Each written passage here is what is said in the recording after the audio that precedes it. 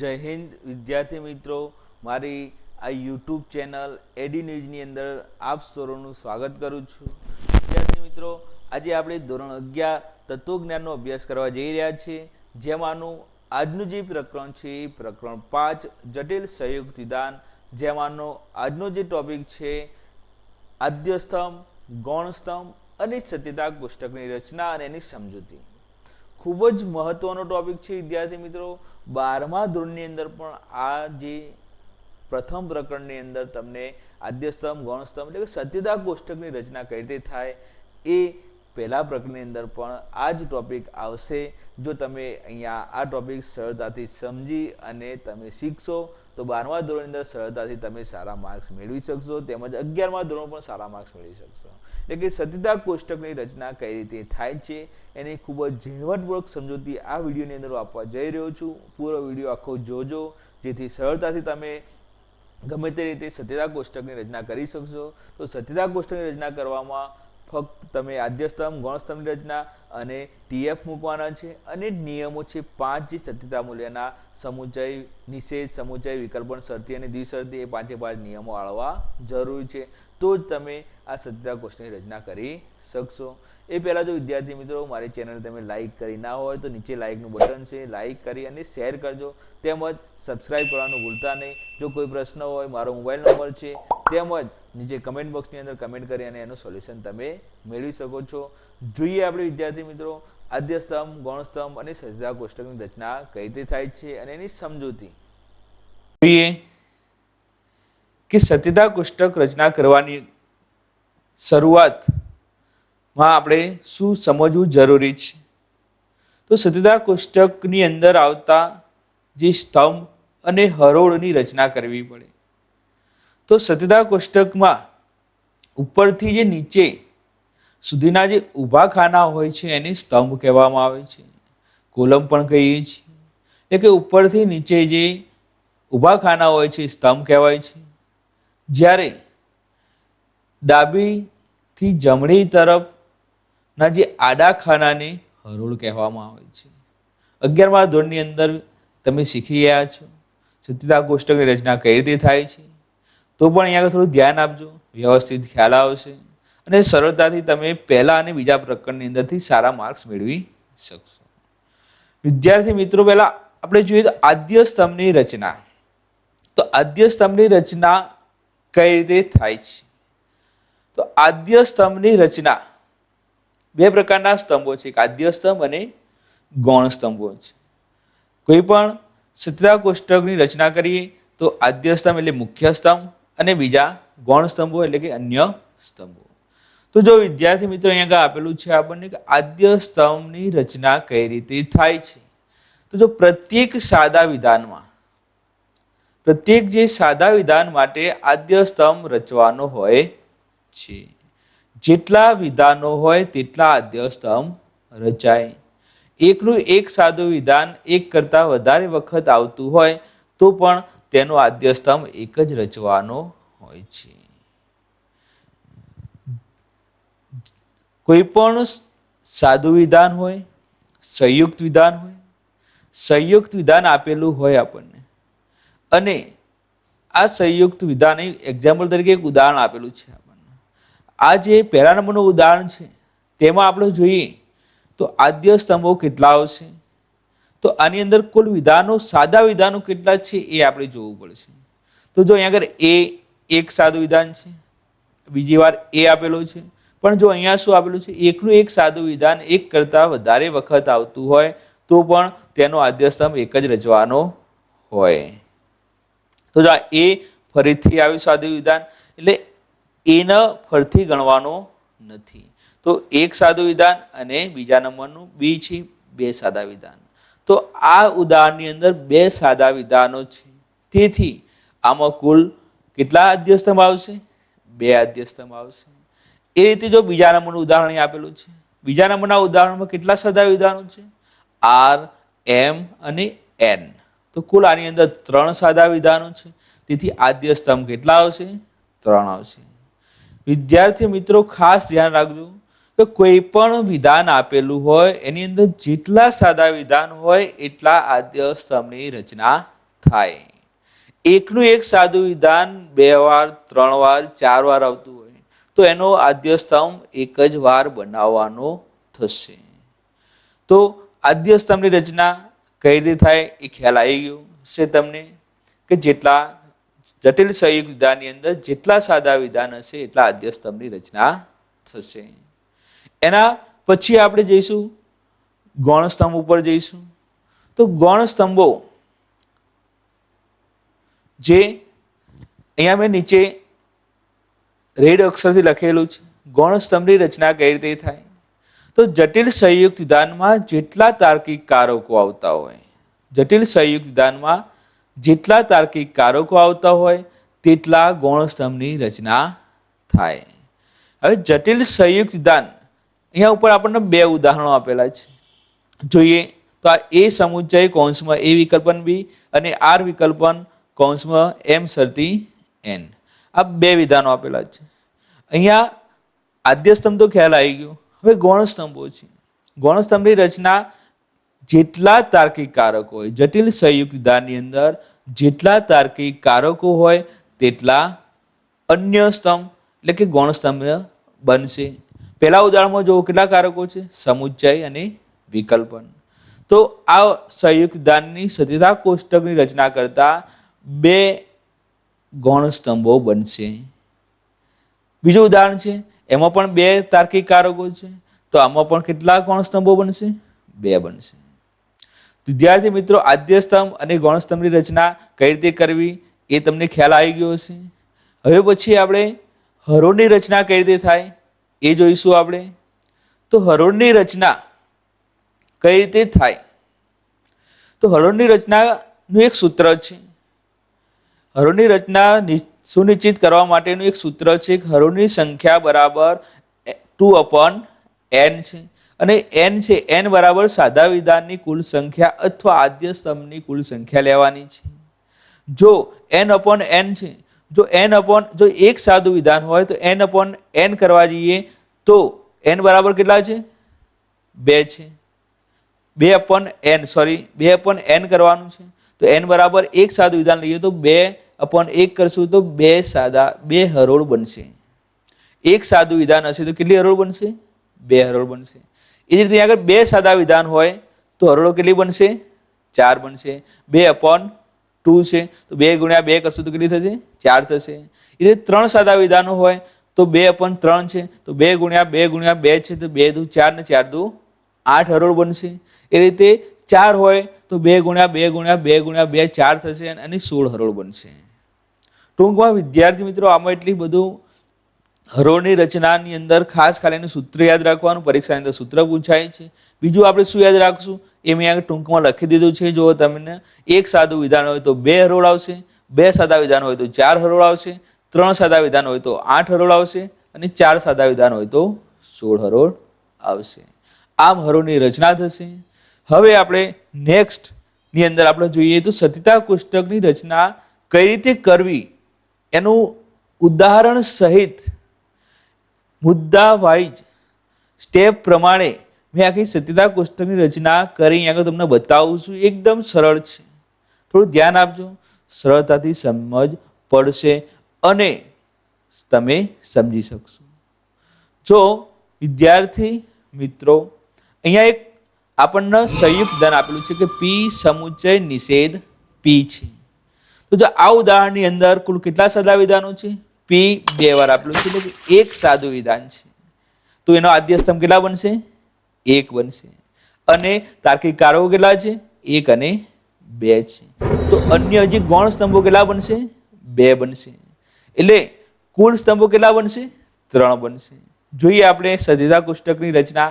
તો સત્યતા કોષ્ટકની રચના કરતા સૌ પ્રથમ તમને એક માહિતી હું તમને આપી દઉં કે તમારા નોટબુકની અંદર આડી લાઈનો આપેલી હશે. તમે પરીક્ષાની અંદર બેસશો ત્યારે તમારી જે સપ્લિમેન્ટરી છે એને પણ આડી લાઈનો આપેલી હશે. તમારે ખાલી ઊભી લાઈન દોરવાની થશે. તો પહેલું જ કામ શું કરવાનું છે, સ્તંભ દોરવાના છે. પહેલા અહીંયા આપણે જોઈએ તો પહેલું એક આદ્ય સ્તંભ છે તો 1 નંબર કરીને પી લખી દીધું એટલે આદ્ય સ્તંભની રચના થઈ ગઈ. પછી નેક્સ્ટ આપણે શું બનાવવાનું છે, ગૌણ સ્તંભો બનાવવાના છે. તો ગૌણ સ્તંભ અહીંયા પેજે 2 કારકો છે તો પહેલા આપણે જે નાનામાં નાનો જે કારક, જે નાનામાં નાના વિધાને લાગુ પડતો હોય એ કારકને આપણે પહેલો અહીંયા આગળ લઈશું. તો અહીંયા આગળ બે કારક છે, સમુચ્ચય અને નિષેધ છે. તો સમુચ્ચય તો આખા વિધાને લાગુ પડે છે એટલે આપણે છેલ્લે લઈશું. તો એ પહેલા આપણે નિષેધ એ ફક્ત પીને લાગુ પડે છે, તેથી અહીંયા આગળ ગૌણસ્તંભની અંદર નિષેધ પી લખી અને ઉપર શું લખશું? 2 નંબર લખશું. પછી ત્રીજા નંબરનું સમુચ્ચય લઈશું. તો સમુચ્ચય કારક જેને લાગુ પડતું હોય, સમુચ્ચય પીને પણ લાગુ પડે છે, નિષેધ પીને પણ લાગુ પડે છે. તેથી ત્રીજા નંબરનું જે ગૌણસ્તંભ છે એ પી સમુચ્ચય નિષેધ પી થશે અને ઉપર આપણે ગૌણસ્તંભ લખી દઈશું. પહેલા આ રીતે સ્તંભની રજૂઆત કરી દેવાની, હરોળની રચના પછી કરવાની છે. પહેલા સ્તંભની રચના કરશું તો આપણને ખ્યાલ આવી જશે. પહેલા આપણે એનો સરવાળો કરી દેવાનો કે આદ્ય સ્તંભ 1 છે ને 2 કારકો છે, તેથી કુલ કેટલા 3 સ્તંભો બનશે આપણે ટોટલ મારી દેવાનું, એટલે ખ્યાલ આવી જશે, આપણને ભૂલ પડે નહીં. પછી આપણે હરોળની રચના કરશું. અહીંયા એક સાદું વિધાન છે, આદ્ય સ્તંભ 1 છે તો હરોળ કેટલી બનશે? 2 બનશે. તો અહીંયા આગળ તમારે હરોળ દોરવાની રહેશે ની લાઈન આપેલી જ હશે, હરોળ 2 બનશે. આદ્ય સ્તંભની અંદર TF આપણે જાતે મૂકવાના થશે. એમાં કોઈ નિયમ એવો છે કે જો એક સાદું વિધાન હોય તો T અને F મૂકવાનું, TF મૂકી જ દેવાનું. પછી આગળ જઈશું આપણે. હવે ગૌણ સ્તંભોની અંદર જે ગૌણ સ્તંભોનું જે સત્યતા મૂલ્ય છે તે એ 5 જે સત્યતા મૂલ્યના નિયમો છે એ નિયમને પ્રમાણે એનું સત્યતા મૂલ્ય શોધવાનું રહેશે. તો અહીંયા જો નિષેધ P આપેલો છે તો પહેલું જ કામ શું કરવાનું? આપણે અહીંયા TF મૂકવાની જરૂર નથી. પહેલું જ કામ શું કરવાનું? નિષેધ P છે તો આપણે જોવાનું કે P કયા સ્તંભની અંદર છે. તો P કયા નંબરમાં છે? 1 નંબરમાં છે. તો અહીંયા આગળ 1 નો આપણે શું લખી દેવાનું કે પહેલું જ નિષેધ લખી દેવાનું.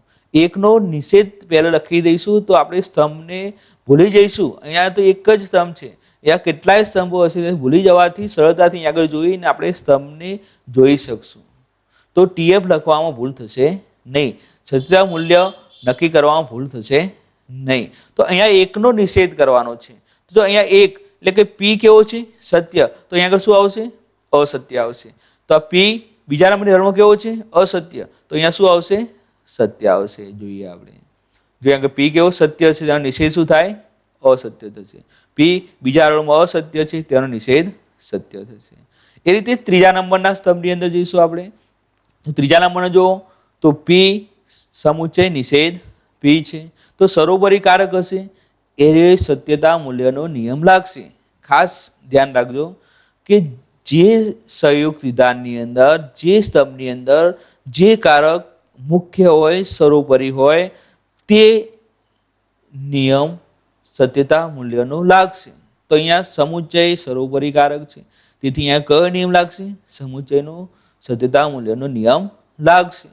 હવે આપણે જોઈએ તો સમુચ્ચય કયા કારકને લાગુ પડે છે? P અને નિષેધ P ને લાગુ પડે છે. આ બે વિધાનને લાગુ પડે છે. તો પહેલું આપણે જાણવું કે P કયા સ્તંભમાં છે? 1 નંબરની અંદર P છે તો અહીંયા આગળ 1 લખી દેવાનું. પછી નિષેધ P કયા સ્તંભમાં છે? તો 2 નંબરમાં છે તો અહીંયા 2 નંબર લખી દેવાનો. અને 1 અને 2 નો શું કરવાનો છે? અહીંયા આગળ કયો કારક છે? સમુચ્ચય. 1 અને 2 નો સમુચ્ચય કરવાનો છે. તો સમુચ્ચયનો સત્યતા મૂલ્યનો નિયમ આપણને ખબર જ છે કે 2 T હોય તો જ T થાય, નહીં તો F. તો આ 1 અને 2 બે સ્તંભમાં જોવાનું, પહેલી હરોળમાં 2 T છે ના, તો અહીંયા શું આવશે? F આવશે. અહીંયા પણ 2 T નથી તો અહીંયા પણ F આવશે. તો બંને શું આવશે? F આવશે. આમ જ્યારે એક સાદું વિધાન આવતું હોય ત્યારે સત્યતા કોષ્ટકની રચના આ રીતે કરી શકાય. બીજું આગળ જઈશું આપણે. તો જ્યારે 2 સાદા વિધાન આવે, જો આ ઉદાહરણની અંદર A અને B 2 સાદા વિધાન છે, તો 2 સાદા વિધાન આવે ત્યારે સત્યતા કોષ્ટકની રચના કઈ રીતે થાય? પહેલા આપણે થોડુંક વિચારી લેવાનું કે 2 સાદા વિધાન છે તો આદ્ય સ્તંભ કેટલા બનશે? 2 બનશે. અને તાર્કિક કારકો કેટલા છે? 1 છે. તો ગૌણ સ્તંભ કેટલા બનશે? 1 બનશે. અને કુલ સ્તંભો કેટલા બનશે? 3 બનશે. એ રીતે આપણે સત્યતા કોષ્ટકની રચના કરીશું. તો જ્યાં આદ્ય સ્તંભ છે A અને B 2 આદ્ય સ્તંભ છે તો અહીંયા 1 નંબર અને 2 નંબર આપી દેવાનો, A અને B આપી દેવાનો અને આદ્ય સ્તંભ બની ગયા એ 2. પછી ગૌણ સ્તંભો કેટલા છે? તાર્કિક કારક 1 છે તો ગૌણ સ્તંભ 1 બનશે. તો એ વિકલ્પન એ ને લાગુ પડે છે અને B ને લાગુ પડે છે. વિકલ્પનનું ક્ષેત્ર A અને B બંને છે, તેથી અહીંયા આગળ આપણે 1 અને B 2 મૂકી દઈશું. ઉપર લખી દઈશું આદ્ય સ્તંભ અને ગૌણ સ્તંભ, બે લખી દીધું. પછી આપણે આગળ સ્તંભની રચના થઈ ગઈ, પછી હરોળની રચના કરશું. જો બે સાદા વિધાનો તો હરોળ કેટલી બનશે? 4 બનશે. હવે આદ્ય સ્તંભની અંદર TF આપણે જાતે મૂકવા પડશે. એનો નિયમ એવો છે કે બે જો સાદા વિધાન આવતા હોય તો પહેલામાં અને બીજા સ્તંભની અંદર આપણે આ રીતે મૂકીશું. બીજા સ્તંભથી ચાલુ કરીશું આપણે. તો બીજા સ્તંભની અંદર 1D 1F 1D 1F મૂકશું.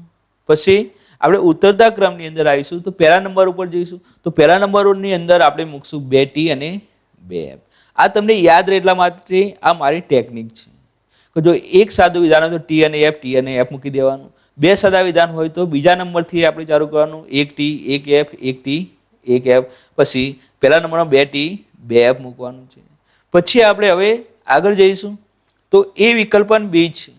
તો અહીંયા કયો સત્યતા મૂલ્યનો નિયમ લાગશે? વિકલ્પનનો. એક જ કારક છે એ નિયમ લાગશે. અહીંયા આપણે A ક્યાં છે? 1 નંબરમાં અને B 2 નંબરમાં છે. 1 અને 2 નંબર છે. તેથી અહીંયા 1 2 નો શું કરવાનો છે? વિકલ્પન કરવાનો છે. 1 2 નો વિકલ્પન કરશું તો જો છેલ્લી હરોળની અંદર વિકલ્પનનો નિયમ શું છે કે 2F હોય તો જ F, નહીં તો T. બંને વિકલ્પનો અસત્ય હોય તો જ આખું વૈકલ્પિક વિધાન કેવું થાય? અસત્ય, નહીં તો સત્ય થશે. તો જો અહીંયા 2F છે તો અહીંયા શું આવશે? F આવશે, નહીં તો T આવશે. જો અહીંયા 2F તો F ને બીજા બધામાં શું આવ્યું? T આવ્યું. એ જ રીતે આગળ જઈશું આપણે તો 3 સાદા વિધાનો આવતા હોય. 3 સાદા વિધાનો આવતા હોય તો એની અંદર આપણે જોઈએ તો કુલ 3 સાદા વિધાનો છે P, Q અને R. તો આદ્ય સ્તંભ કેટલા બનશે? 3 બનશે, P, Q અને R. અને ગૌણ સ્તંભો જેટલા તાર્કિક કારકો હોય તો P સમુચ્ચય અને વિકલ્પન 2 કારકો છે તો અન્ય સ્તંભો કેટલા બનશે? 2 બનશે. કુલ સ્તંભો કેટલા થઈ ગયા? 1 2 3 4 ને 5 સ્તંભો બનશે. સાદા વિધાન પ્લસ કારકો કરી દેવાના, એના કુલ સ્તંભો 5 બનશે. તો આમાં પહેલો કારક આપણે અહીંયા આગળ સદ્ધતા કોષ્ટકની અંદર કયો લઈશું? જે સરોવરી કારક હશે લાસ્ટ આવશે. તો પહેલા આપણે વિકલ્પન લઈ લઈશું. તો વિકલ્પન લઈશું તો અહીંયા Q વિકલ્પન R આવ્યું, ચોથા નંબરનો સ્તંભ, અને સમુચ્ચય P અને આખા વિધાનને લાગુ પડે છે. તેથી છેલ્લે 5મા નંબરની સ્તંભની અંદર આખું વિધાન આવશે. P સમુચ્ચય કૌંસમાં Q વિકલ્પન R. ઉપર લખી દઈશું 3 આદ્ય સ્તંભ છે અને 2 ગૌણ સ્તંભો છે. એ રીતે હરોળની રચના 3 સાદા વિધાન હોય તો હરોળ કેટલી બનશે? 8 હરોળ બનશે. અને TF કઈ રીતે મૂકવાના? આ મારી ટેકનિક છે. TF મૂકવાના કઈ રીતે? તો 3 આદ્ય સ્તંભ હોય તો પહેલા ત્રીજા નંબરથી ચાલુ કરવાનું, બીજા નંબર પર આવવાનું અને પહેલા નંબર પર આવવાનું. ત્રીજા નંબરની અંદર શું આવશે? 1T 1F 1T 1F 1T 1F લખવાના. એ રીતે 8 હરોળની અંદર TF TF TF TF લખી દેવાના. પછી નેક્સ્ટ બીજા નંબરની હરોળ ઉપર જઈશું આપણે તો બીજા નંબરની હરોળ ઉપર શું આવશે? 2T 2F 2T 2F લખી દેવાના. પહેલા નંબરની હરોળ ઉપર આવીશું ઉતરતા ક્રમની અંદર તો 4T 4F. સરળતા એટલા માટે હું તમને આ ટેકનિક બતાવી છે. જેટલા સાદા વિધાન હોય એમાં છેલ્લા સાદા વિધાનથી ચાલુ કરવાનું. એમાં 1T 1F આવશે, પછી 2T 2F આવશે, 4T 4F આવશે, અને જો બીજો એક 4 હોય તો અહીંયા આગળ 8T 8F આવશે. આગળ જોઈશું આપણે. પછી ચોથા નંબરનો જે સ્તંભ છે Q વિકલ્પન R. તો વિકલ્પનનો સત્યતા મૂલ્યનો નિયમ લાગશે. એમાં Q ક્યાં છે? 2 નંબર અને R 3 નંબર. એનો વિકલ્પન કરવાનું છે. 2 અસત્ય હોય, અહીંયા જો 2 અને 3 બંને અસત્ય હોય તો જ અસત્ય થશે. એક અહીંયા 8 નંબરની હરોળમાં બંને અસત્ય છે. તેથી આખું વિધાન કેવું થશે? અસત્ય થશે. અને બીજા બધા શું લખી દેવાના? સત્ય લખી દેવાના. પહેલું કામ શું કરવાનું? 2F શોધવાના. 2F તો ચોથા નંબરની 2F છે તો અહીંયા F લખી દેવાનો. પછી 2F શોધવાના. 8મા નંબરમાં 2F છે તો અહીંયા F લખી દેવાનો. પછી બીજા બધામાં T લખી દેવાના રહેશે. પછી આગળ જઈએ તો 1 અને 4 નો સમુચ્ચયનો સત્યતા મૂલ્યનો નિયમ લાગશે. અને P ક્યાં છે? 1 નંબરમાં, અને Q વિકલ્પન R 4 નંબરમાં છે. તો આપણે 1 નંબરનો અને 4 નંબરનો સ્તંભ જ જોવાના. આ વચ્ચેના 2 અને 3 નંબરનો સ્તંભ છે એના ધ્યાનમાં લઈશું નહીં. તો 1 અને 4 નો સમુચ્ચય કરવાનો છે. તો જોવાનું 2T જોવાના. અહીંયા 2T છે, હા, તો અહીંયા T મૂકી દેવાનું. પછી અહીંયા 2T છે, બીજા નંબરમાં 2T, હા, તો T મૂકી દેવાનું. ત્રીજા નંબર 2T છે, હા, તો T મૂકી દેવાનું. ચોથા નંબર 2T, ના, પાંચમા નંબરમાં ના, છઠ્ઠા નંબરમાં ના, સાતમા નંબર, આઠમા નંબરમાં નથી. તો બે ટી મૂકી, અહીંયા આગળ ટી મૂકી દેવાના, બીજા એફ મૂકી દેવાના. એ જ રીતે જ્યારે આગળ આપણે જઈએ તો જ્યારે ચાર સાદા વિધાન આવતા હોય, જો વિદ્યાર્થી મિત્રો જ્યારે ચાર સાદા વિધાન આવતા હોય ત્યારે 1, 2, 3 અને 4 સાદા વિધાન છે. તો ચાર સાદા વિધાન આવે ત્યારે અહીંયા આગળ આપણે ચાર આદ્ય સ્તંભ આવશે અને કારકો કેટલા છે? 1, 2 ને 3. તો અન્ય સ્તંભો 3 થશે. એમ જ સર્વોપરી કારક હોય એના આ બાજુનું વિધાન પહેલા સાબિત કરવાનું, પછી આ બાજુનું વિધાન આપણે સાબિત કરીશું. તો અહીંયા પી સમુચય ક્યુ પાંચમા નંબરની અંદર આવશે, આર સમુચય એસ છઠ્ઠા નંબરમાં આવશે અને આખું વિધાન સાતમા નંબરમાં આવશે. એ રીતે ગૌણ સ્તંભની રચના કરવાની. પછી હરોળો કુલ 16 આવશે. મેં તમને કીધું પ્રમાણે ચાર આદ્ય સ્તંભ આવતા હોય તો ચોથા નંબરથી ચાલુ કરશું. 1 ટી 1 એફ 1 ટી 1 એફ મૂકવાનું. એનાથી ત્રીજા નંબરમાં આવીએ તો 2 ટી 2 એફ મૂકવાના, 2 ટી 2 એફ એ રીતે મૂકવાના. બીજા નંબરમાં આવીએ તો 4 ટી 4 એફ 4 ટી 4 એફ લખવાના અને પહેલા નંબરની અંદર 8 ટી 8 એફ લખવાના. એ રીતે આગળ નિયમ પ્રમાણે 1, 2 સમુચય કરવાનો અને 1 અને 2 નો સમુચય કરી 2 ટી હોય તો ટી, નહીં તો એફ લખવાના. એ રીતે 3, 4 નો સમુચય કરવાનો, 3, 4 નો સમુચય કરશું 2 ટી હોય તો ટી, નહીં તો એફ લખવાના. અને છેલ્લો સ્તંભ છે 5 અને 6 નો વિકલ્પન કરવાનો છે. એટલે 5 અને 6 માં 2 એફ આવતા હોય ત્યાં આગળ એફ લખવાના અને પછી ટી લખવાના. આ રીતે સત્યતા કોષ્ટકની રચના થશે. વિદ્યાર્થી મિત્રો આપણે જોયું આજે કે એક સાદું વિધાન આવતું હોય, 2 સાદા વિધાન આવતા હોય, 3 સાદા વિધાન આવતા હોય અને 4 સાદા વિધાન આવતા હોય ત્યારે સત્યતા કોષ્ટકની રચના કઈ રીતે થાય છે. તો 4 સાદા વિધાન વાળા લગભગ પરીક્ષાની અંદર પૂછાતા નથી, 3 સાદા વિધાન સુધી પૂછાય છે. તો તૈયારી રાખવાની અને સરળતાથી બીજા તમારા મનોરંજનની અંદર જે ઉદાહરણો આપેલા છે જાતે તમે એને સોલ્વ કરજો, જેથી તમને જેટલી પ્રેક્ટિસ કરશો એટલું વધુ તમારું સત્યતા કોષ્ટકની રચના કરવાની સરળ બનશે. આગળ જઈશું આપણે. તો એક પ્રશ્ન પરીક્ષાની અંદર 3 માર્ક્સનું પૂછાય છે. એવો પ્રશ્ન હોય છે કે તમને આ રીતે સંયુક્ત વિધાન આપેલું હશે અને સંયુક્ત વિધાન પરથી એનો સત્યતા કોષ્ટકની રચના કરી સમજૂતી આપો. આવું 3 માર્ક્સનું પરીક્ષાની અંદર વિભાગ ડી ની અંદર પ્રશ્ન પૂછાય છે કે સત્યતા કોષ્ટકની રચના કરી એની સમજૂતી આપો. તો સત્યતા કોષ્ટકની રચના કરતા આપણને આવડી ગયું છે. તો અહીંયા આપણે જોઈએ વિધાનની અંદર નિષેધ આર શરતી નિષેધ એસ, આ સંયુક્ત વિધાન છે. તો એની સત્યતા કોષ્ટકની રચના કરશું. તો આપણે પહેલા આદ્ય સ્તંભ કેટલા આવશે, ગૌણ સ્તંભ કેટલા આવશે પહેલા નક્કી કરી લેવાનું. તો આમાં સાદા વિધાનો કેટલા છે? આર અને એસ. તો આદ્ય સ્તંભ કેટલા આવશે? 2 આદ્ય સ્તંભ આવશે. અને ગૌણ સ્તંભો કેટલા આવશે? તો નિષેધ 1 છે, શરતી અને નિષેધ. જો ખાસ ધ્યાન રાખજો વિદ્યાર્થી મિત્રો કે સાદું વિધાન છે એકનું એક બીજી વાર આવે તો એને આપણે એક જ વાર ગણવાનું છે. દાખલા તરીકે આર છે ને આર પરથી ના આવે તો આપણે એક જ સાદું વિધાન ગણવાનું છે. પણ તાર્કિક કારકોમાં એવું નથી. એકનું એક તાર્કિક કારક ગમે એટલી વાર આવશે તો આપણે એને ફરીથી સ્તંભની અંદર ગણવું પડશે અને એનો ગૌણ સ્તંભની રચના કરવી પડશે. તો જો અહીંયા આગળ 1 નિષેધ છે, 2 શરતી અને બીજો ત્રીજા નંબરનો પણ નિષેધ છે. તો ગૌણ સ્તંભો કેટલા બનશે? 3 બનશે. 2 આદ્ય સ્તંભ, 3 ગૌણ સ્તંભો એટલે કુલ સ્તંભો કેટલા બનશે? 5 બનશે.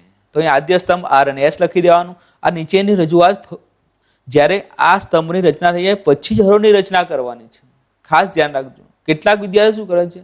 આદ્ય સ્તંભની રચના કરી દે છે, પછી ટીએફ મૂકી દે છે, પછી અહીંયા સ્તંભ મૂકતા જાય છે અને સત્યતા મૂલ્ય નક્કી કરતા જાય છે. એવું કરવાનું નથી. પહેલા આપણે આર એસ લખી દીધું, અહીંયાથી નીચેનું લખવાનું જ નથી. આર એસ લખી દીધું. પછી જો તો અહીંયા આગળ સરોવરી કારક કયો છે? શરતી છે, એને છેલ્લે લઈશું આપણે. એ પહેલા આપણે આ બાજુનું વિધાન સાબિત કરશું, પછી આ બાજુનું, પછી સરોવરી કારક શરતી લઈશું. તો આપણે આ બાજુ આવીશું તો નિષેધ આર આવશે. તો પહેલો ત્રીજા નંબરમાં શું લખવાનું? નિષેધ આર લખવાનું. પછી શરતીના આ બાજુ આવીશું તો નિષેધ એસ લખશું. તો ચોથા નંબરમાં નિષેધ એસ લખવાનું. અને પછી શરતી નિષેધ આરને પણ લાગુ પડે છે, નિષેધ એસને પણ લાગુ પડે છે.